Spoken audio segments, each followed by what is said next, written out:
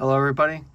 I'd like to start this video off a little bit different. Since it is 9/11, I'd like to take a quick moment of silence for those that lost their life on that day. So please join me in this moment of silence.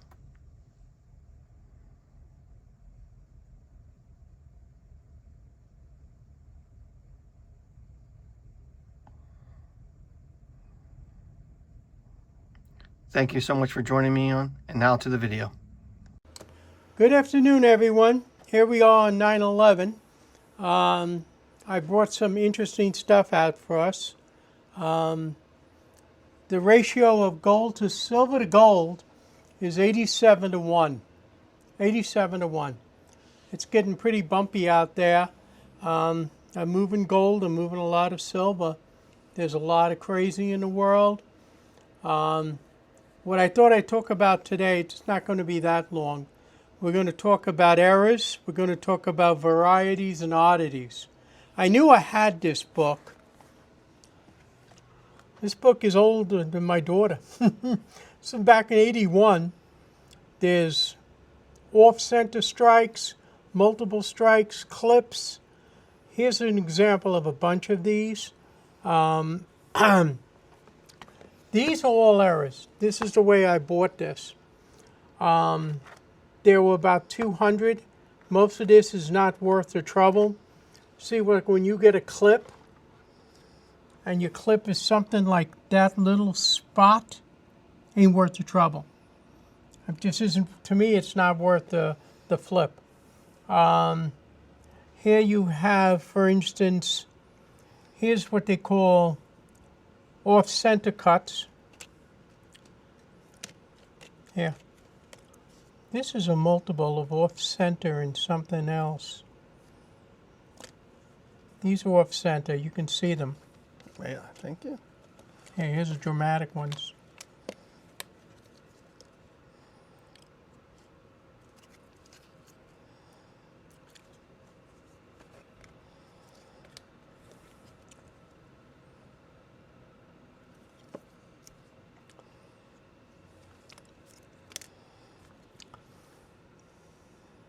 This one's not as bad as the other ones. Here's one that's a little less than the other ones as well. Well, they go everywhere. I mean, even in here, they'll tell you about off-centers. And they got a picture, like a handy chart to let you see what you're looking for. Hold on real quick, sorry. Oh, sorry.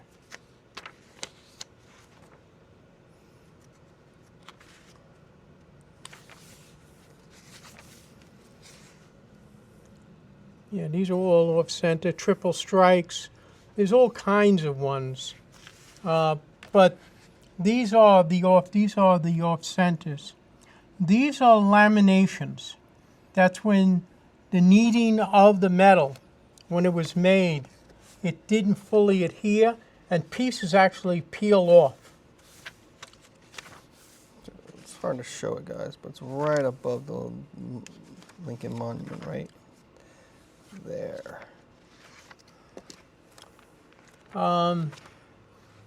You have laminations, you have off-center, you have clip coins. This is brockage. This is when another coin got into the machine and they stamped on top of it. I got to get prices for a lot of this. That'll be coming, but that gives you an idea of real errors. Not the hundreds of them that really are not even worth the 2x2. As I said, we all get a lot of phone calls about this. Laminations are cool. That's where the metal's peeling off. We have quite a few of them. I got this whole row of those. Yeah, this is brockage. Look at that. On the bigger coin, it's interesting. Where this side is fine. And then you turn it over, you see that? Then look at that. That isn't somebody putting another coin on top and hitting it with a hammer or anything like that. Here's another one like that. This one's actually too large. There's multiple types of errors here. I've got to get some dates, some prices. Clips you're used to where pieces of it are missing. What else you got over here? See, Curds. Curds. Curd. I don't have a curd to show you, but that's what it looks like. Where this extra metal actually blocks a piece of it. I don't see too many of those. I get one from time to time. In this group, there wasn't one. Unusual, since there were 200 coins. You would think they would have all kinds of errors. Here's the Brockage mint error, just like you see here. Compare it to like that. Almost looks like a shadow. This is a clip. There you go. There's a chart of clipping. That means the rest of the coin isn't there. Not to be mixed up with an off-center where you still have a full round coin and the image is just moved. This is a clip that's got the coin's missing. A lot of times the clip happens to be the end of a big roll like this of copper, and when it punched the last ones, there was only bits and pieces and they used the whole roll of metal, and that's why there was nothing left there. That would be anything, that would be like this. This is a multi-clip. These are clips. Double stamped. Clip. Everything. That's probably blockage. But that's just to give you an idea of those types of errors. Everything else is really not too much. The other thing I talked about are varieties. You have the $half. These are the more common dates. This is the one you see the most of, the 43S and the 29S. The 18D is harder to find. What kind of variety is this? This is no AW. Okay. It says on these. This is the no AW error. Right there where it says there's no AW. The initials of the engraver is right there, but not on these. Not to be confused with a weak not a weak AW.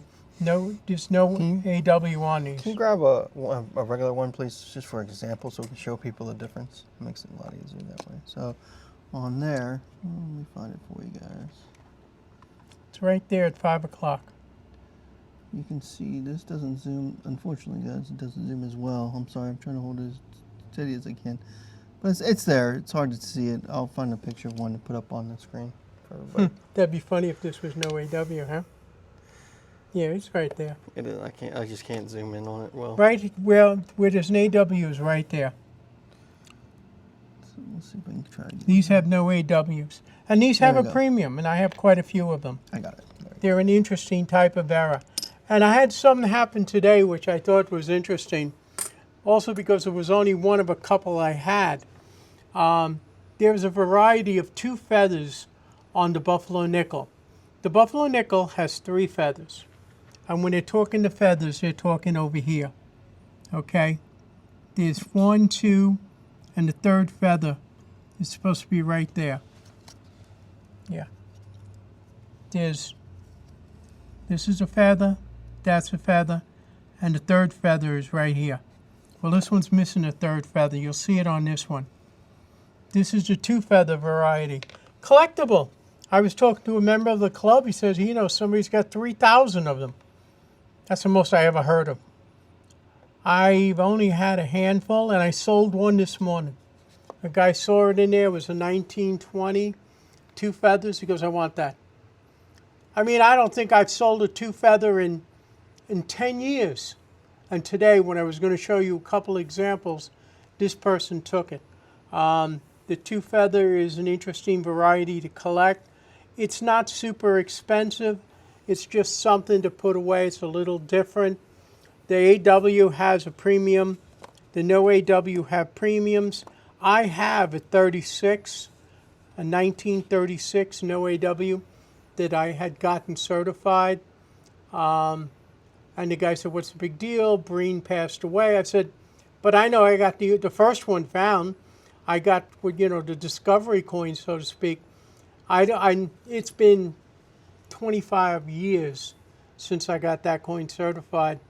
And I guess maybe somebody may have found another one. But I got a 1936 no AW Walking Liberty $half. To me, that's pretty cool. But that's just... You also have another world famous one. is the 1943 copper penny. In this book, it tells you no 1943 is known and uncirculated. Well, I've had one in my hand that was raw, and it came out to be it came out as an Unk 62. An Unk 62. I had another one of that, 2 coins. There were 2 of them.